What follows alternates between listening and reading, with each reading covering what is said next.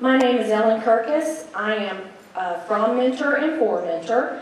My concern is with the sheer volume of children proposed to be moved.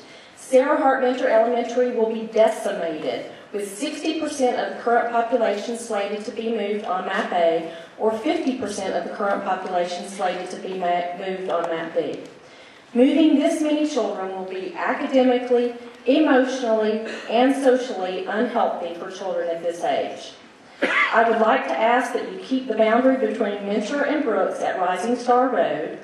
This would allow students north of Rising Star Road to continue their education at Mentor. This is a small amount of children and should be doable on either map.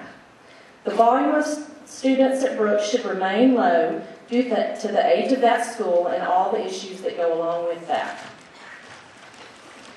Highway 85 is a natural boundary.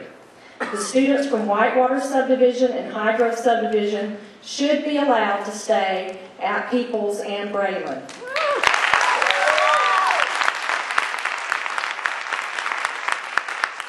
Rezoning these subdivisions to Mentor will increase traffic flow and traffic accidents on Highway 85.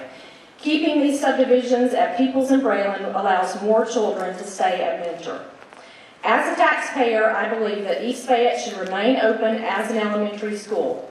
East Fayette should not be closed, should not be converted, and should not be repurposed because of the $2.5 million tax dollars spent on upgrades and renovations to that school over the last 6 years, and also because of the state funding Fayette County will potentially lose due to the 37 instructional units at that school. Thank you for allowing me to speak tonight. Please remember the goal of disrupting as few students as possible.